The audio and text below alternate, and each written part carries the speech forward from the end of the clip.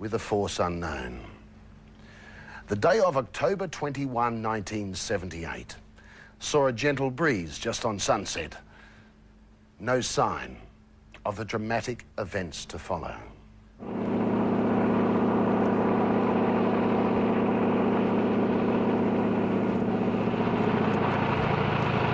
Delta Sierra Juliet, Melbourne. What type of aircraft is it? Delta Sierra Juliet. I cannot affirm. It is for bright, and it seems to me like landing lights. Delta Sierra Juliet, roger. Is there any Air Force aircraft activity in the vicinity? Delta Sierra Juliet, there is no known aircraft in your vicinity.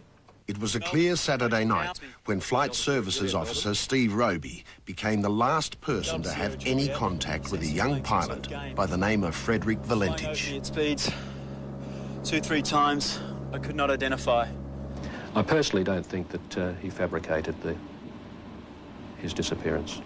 Like many, Valentich's family, particularly his father Guido, believe he was taken by something from another world. I believe that he was involved with an extraterrestrial. UFO expert Paul Norman investigated Frederick Valentich's disappearance. His verdict? Definitely a close encounter of the first kind. As far as I'm concerned, it was a genuine UFO.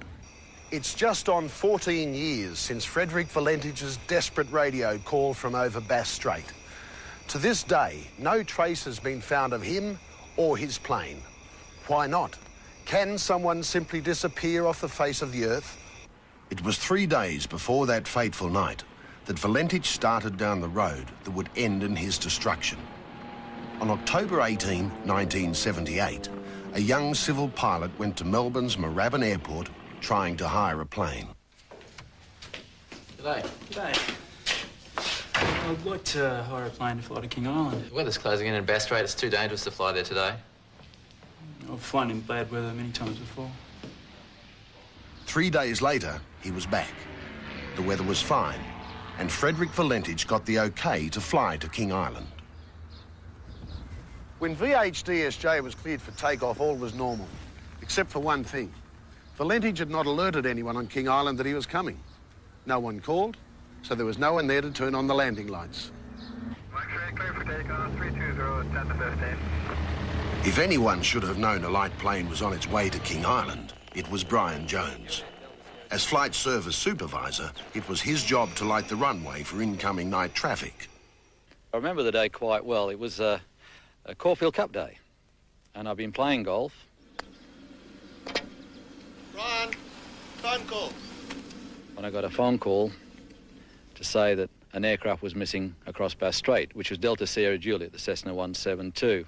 It should have been a routine 69-minute flight from Moorabbin, along the coast to Cape Otway, out over Bass Strait and on to King Island. But as the drama was unfolding in the night sky, other strange events were about to unfold on the ground. On that night, I decided I'd go up in the there outside the hut and take the sun setting and beautifully into the west. I took a series of photographs, about 6 in all, at around about 15, 20-second intervals, and that was it. Roy Manifold never saw or heard the mysterious object he caught on film. He could not explain the image he'd captured, and nor could Kodak. They come back and they said, oh, there's definitely not a developing error. It's nothing to do with the film or the development of the film on the print, but they couldn't explain what it was and why it was there.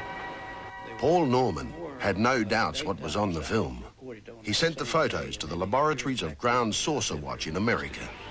What they discovered was a solid, metallic object about 7 meters in diameter, about 2 kilometers out to sea. It was an unknown object rising from the water, and it had a lot of mist around it, indicating it did come from the water. After takeoff, all was normal for a while. Valentich made routine contact with air traffic control at Tullamarine. It was 19 minutes past 6. The weather was good, visibility excellent, with scattered clouds and light winds. Then came the concerned call.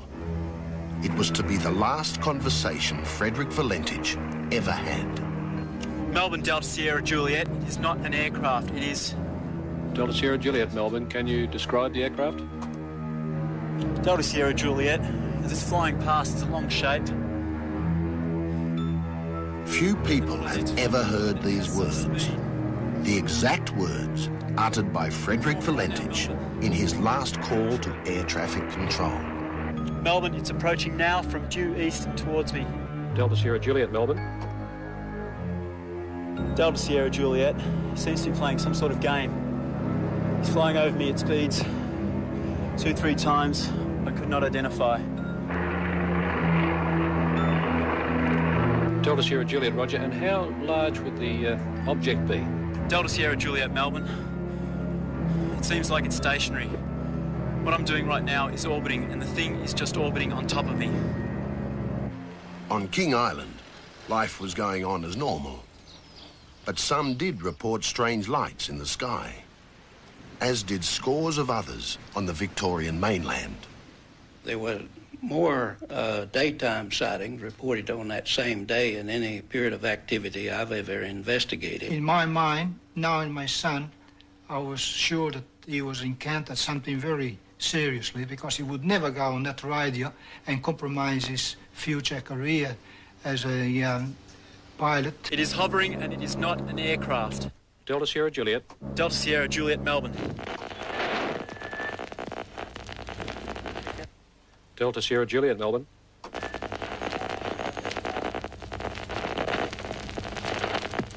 Delta Sierra Juliet. Delta Sierra Juliet, Melbourne. At 7:12 and 28 seconds, those were Frederick Valentich's last words. Then a long and loud metallic sound. The engine had the characteristics, for example, electromagnetic effect. Frederick Valentich was never heard from again. At this moment, he simply vanished. When Brian Jones was finally alerted, it was already too late.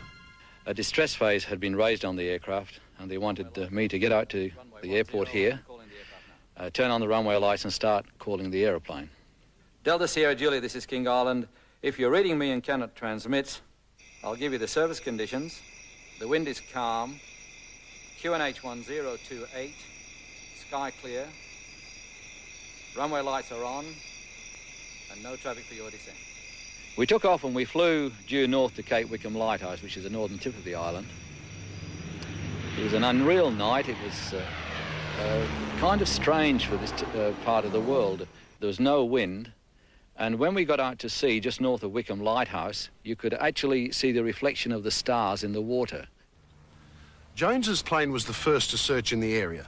Over the next 4 days, it was joined by civilian and military aircraft, including an RAAF Orion, which has special sensors for tracking metal in water. But not a trace of Valentich or his plane were found. The fact so far, Valentich was flying a single-engine Cessna alone on a clear, still night. There was no other aircraft known to be in the area. Numerous people reported seeing strange lights in the sky all around the Victorian coast. Roy Manifold captures something on film that to this day has not been explained. And Frederick Valentich reports being buzzed by a mysterious flying craft. For Guido Valentich and his family, the mystery has been a 14-year nightmare, made worse by the fact they still don't know the fate of their son. Good morning, sir. I'm after Mr. Valentich. That's me. Mr. Valentich, can you tell us where your son is, thanks? No, he's supposed to come back from King Island last night. The worst things that might happen to him would have been being abducted by some unknown civilization, and that possibly will take, we don't know how many years before we'll be able to see him again. In my heart, I do believe that one day I will see him again. I don't feel that he staged his disappearance. I'm quite open on it. I really don't know. He possibly went on a could be a suicide mission. There was a real encounter with an unknown flying object. Valentich's girlfriend, Rhonda Rushton, had flown with him on every flight except his last. In a strange postscript to this story, Rhonda travelled to this motel for a rendezvous planned before his disappearance. The motel manager claims Rhonda asked for Valentich, and when told he wasn't there, seemed visibly upset. This was 7 days after his last fateful radio call. Isn't he the young lad that went missing over Had she Bass Strait? finally come to grips with the fact that his disappearance was not a hoax? To this day, this event remains unexplained, as does the disappearance of Frederick Valentich. Yes.